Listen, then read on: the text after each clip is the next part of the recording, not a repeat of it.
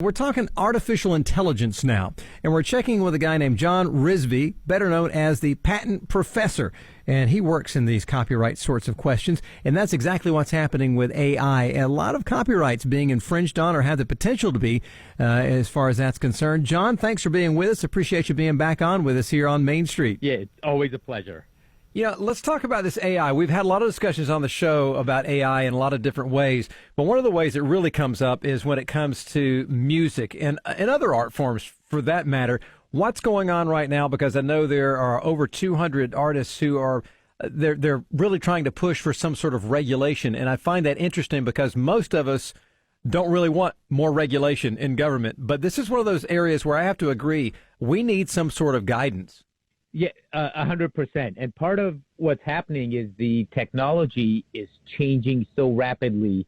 And the concern that these artists and others have is that the laws are not keeping up, right? Our intellectual property laws, patents, trademarks, and copyrights, they're based on the Constitution and human authorship. They're not based on authorship or machine, robot created intellectual property. So we're in a completely different world today, and there is a need for new legislation. In fact, Tennessee has passed what they call the Elvis Act, and it's an acronym for Ensuring Likeness, Voice, Image, Security Act, specifically to help songwriters and artists against the dangers of artificial intelligence. And these 200 artists, it's Katy Perry, Nicki Minaj, Stevie Wonder, Bob Marley, like the estate of Frank Sinatra.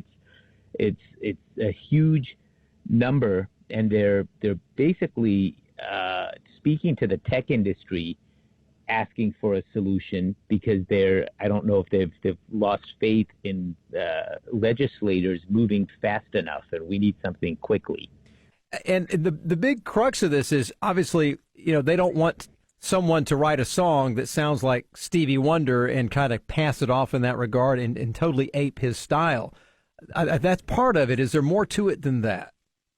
Yeah, well, that's a huge part of it is the audio, but it's beyond that. Now the AI is sophisticated enough that, in fact, it's even becoming harder and harder to distinguish video. So the audio, for example, Drake in The Weeknd had a fake song. This is, I think, a month or so ago. Oh yeah. But now there's actually apps out there.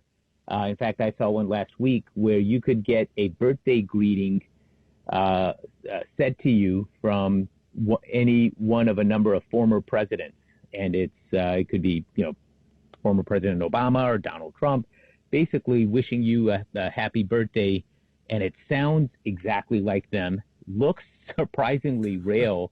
This type of technology has never been available. So it's a huge. I mean, it's great, but just like with any technology that's good for that has good purposes, there is a lot of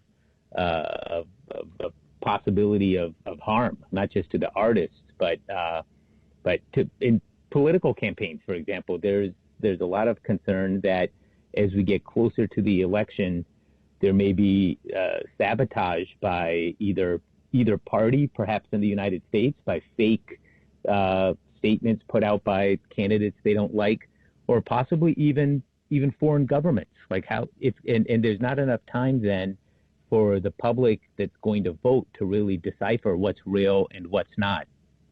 Our guest this morning on Main Street, John Rizvi. Always good to have him in here to give us some perspective. He is known as the patent professor. And, John, I see this on two fronts now as you bring this up. One, it's a campaign of trying to keep misinformation that seems real from getting out there and influencing things like elections or anything for that matter. It could influence the markets for that matter. But also the other side of that is, do I need to go and am I allowed to go and patent or register my voice, because this is all I have is my way of making a living? Will we see that where folks, you have to have permission to use my voice, and right now they're just stealing it? Is that something we're going to end up doing? Maybe at birth we get a Social Security card and we get a registered trademark on our voice? Yeah, I don't see things going in that direction, partly because the law already protects the right of publicity. The problem is really one of enforcement, and that's that's what's lacking, and the technology is just changing so quickly, and there's so many infringers that enforcement is difficult. I liken this almost to if you're a parent, to like parental controls on the internet and what your kids get to watch on TV. That, it's hard for parents to keep up, because as soon as they come up with some kind of parental control, the kids are just so far ahead of us that they'll figure out a devious way around it. And that's the dilemma we're in, is that the laws are trying to catch up, and the tech companies somebody's developing some new way to allow infringement, or at least permit it. And that's I think what's behind these musicians finally saying, okay, you know what, we're going to stop addressing the legislators, or they're doing both, because Tennessee's passed this act. So we're going directly to the tech companies, because even if we do get laws passed, what's to stop a new version of AI squared that comes out that's not covered? So it's a constant battle between technology and the law to keep the law relevant.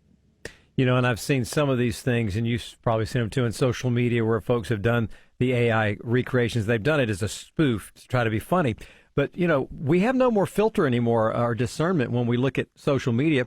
What we see, and I say we as a broad general statement, by and large, that what the public sees, the public thinks is real. We don't start, asking questions like we should. At least that's the way I see it. The other day, there was a movie trailer that came out. I can't remember the name of the movie. It was like they're going to remake this movie, and they're bringing back the original actors.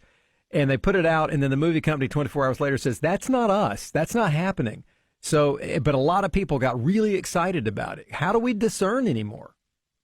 Yeah, so, and I wonder if eventually we're going to come full circle, and consumers are going to now be more suspicious. They're not going to take an endorsement at face value. Like Tom Hanks had, I think this is several weeks ago, had to come forward and say this dental plan that he's supposedly endorsing in commercials, he's never heard of him before, and it's not him. And it's not his, he's not in this commercial.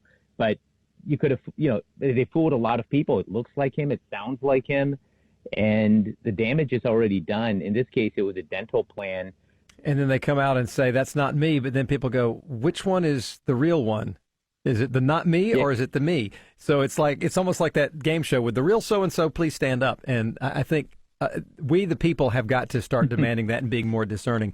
John Rizvi has been our guest this morning. He is the patent professor. John, how do we keep up with what's going on, and how do we find out more about how we can be a little more, discerning and filter this out? Yeah, so I have basically I put out a lot of I'm trying to keep it's a battle for us as well to keep on top of these changes. But anywhere on social media, put in the handle the patent professor. I'll have articles on LinkedIn, Instagram, Facebook, TikTok, pretty much anywhere. And we have a blog that covers these changes, and they're happening weekly. They're daily, in fact. It's really hard to keep up with this pace. John Rizvi, thanks for being with us. And folks, you got to pay attention to this. This is really going to start to get even more and more dangerous, I think, if we're not careful and we don't start really, really looking at it. John, thanks again so much, and we'll talk to you soon. Always a pleasure. Thank you.